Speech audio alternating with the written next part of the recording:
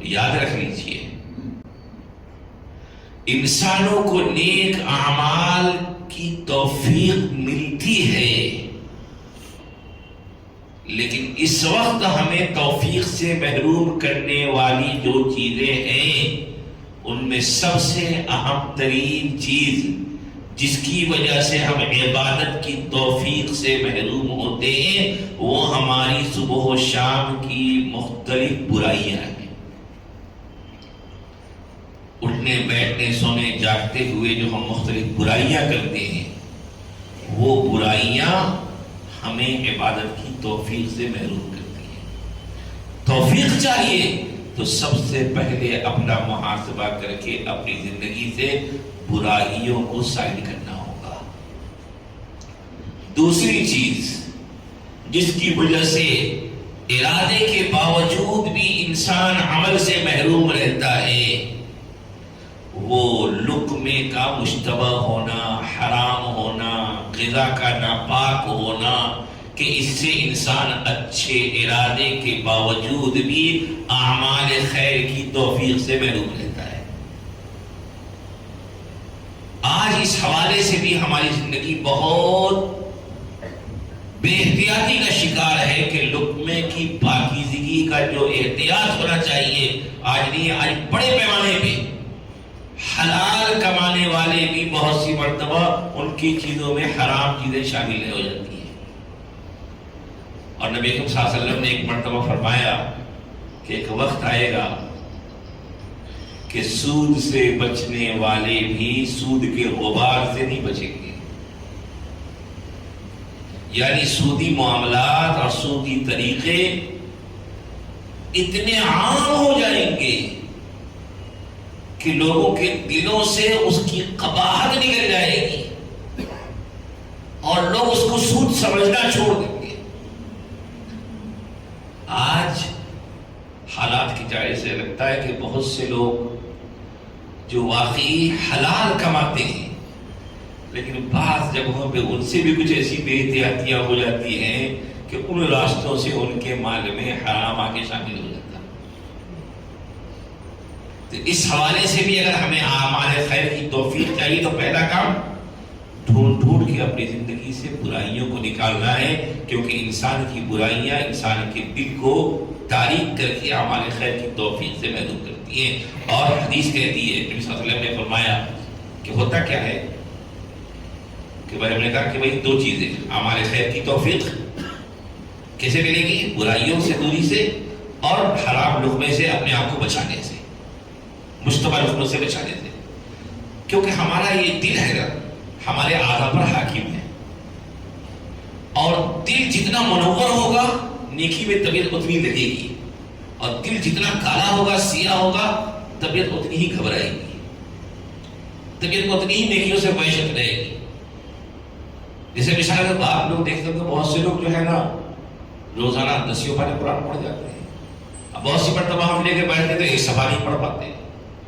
اپنے معاشرے میں بہت سے لوگوں کو آپ دیکھتے ہیں خوب نیکیاں کرتے ہیں، اب بہت سے لوگ ہیں کہ کرنا چاہتے بھی تو نہیں کر پاتے۔ کیا ہے؟ دل کا فرق۔ نبی صلی اللہ علیہ وسلم نے فرمایا کہ جب انسان کوئی برائی کرتا ہے نکتۃ فیہ نکتۃ سودا، تو ایک سیاہ نقطہ اس میں لگ جاتا ہے۔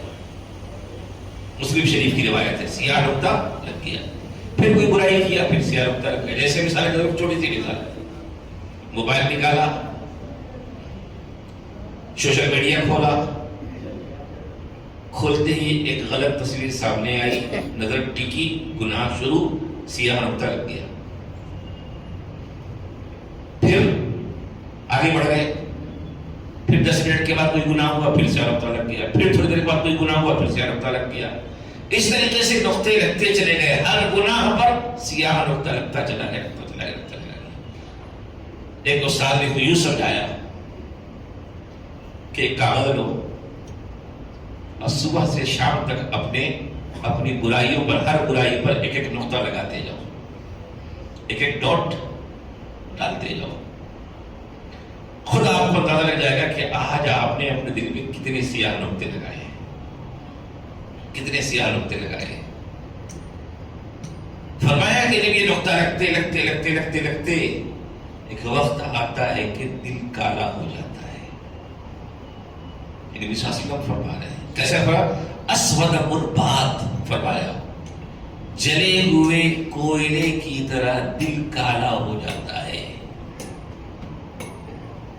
جب یہ کالا ہو جاتا ہے لا یعرف معروفا ولا ينکر منکرا. اللہ سب کو ایسے منہج سے دور رکھے.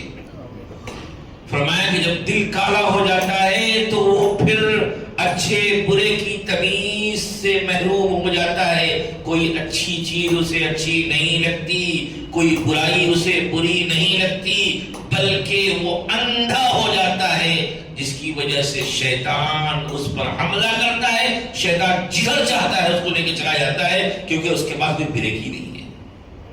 روکنے والی جو چیز تھی دل, وہ تو دل اندھا ہو گیا ہے. وہ دل اندھا ہو گیا ہے. جیسے مثال کے طور پر کوئی اندھا انسان ہے, وہ اس کو کوئی آدمی پکڑ لے تو وہ اندھا آدمی کیا کرے گا؟ ادھر لے کے جاتا رہے گا, وہ جاتا رہے گا, جاتا رہے گا, جاتا رہے گا. ایسے ہی ہمارے دل کو اللہ نے اچھے برے کی تمیز کی قوت دی تھی. ڈوبتا لگتے لگتے لگتے لگتے لگتے لگتے جب وہ سیاہ ہو گیا تو اس کے اندر سے یہ صلاحیت, یہ طاقت, یہ قوت ختم ہو گئی. اب جب شیطان ہمیں پکڑتا ہے تو ہمارے اندر اس سے بچنے کی, روکنے کی صلاحیت نہیں ہوتی ہے, کیونکہ روکنے والی جو چیز دل ہے وہ اندھا ہوگا کہ اسے راستے دکھ نہیں رہے. آج ہم جو بھٹکے جا رہے ہیں وہ اسی لیے کہ ہم نے اپنے دلوں پر سیاہ نقطے لگاتے لگاتے لگاتے لگاتے لگاتے لگاتے اپنے دل کو اسود برباد جلے ہوئے کوئلے کی طرح بنا رکھا ہے. یہ جلا ہوا دل اگر ہم آخرت میں لے کے چلے گئے تو بتائیے ہمارا کیا ہونے والا ہے؟ اس کا علاج بتایا. جس نے جائزہ لیا اپنا, اس کو دل ایسا نظر آ رہا ہے, اس کا علاج ہے تلاوت قرآن کریم. قرآن کریم کی تلاوت سے دل کا زنگ صاف ہوتا ہے. نماز کا اہتمام, نماز کا اہتمام کرنے سے دل کا زنگ دور ہوتا ہے. توبہ اور استغفار, توبہ اور استغفار سے چلتے پھرتے استغفر اللہ استغفر اللہ استغفر اللہ استغفر اللہ پڑھتے رہنے سے دل کی گندگی صاف ہو جاتی ہے.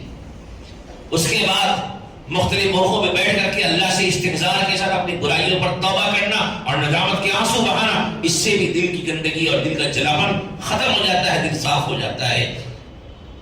اور زبان کی سچائی کا اہتمام, اپنے آپ کو حرام سے بچانے کا اہتمام, یہ وہ چیزیں ہیں کہ جس سے ہم گندے دل کو صاف کر سکتے ہیں. تو ہم مریض تو ہیں, علاج کی ضرورت ہے. علاج کرنے کے لیے ہمیں بڑھنا ہے. علاج یہ ہے کیجیے, اللہ ضرور برکت دے گا.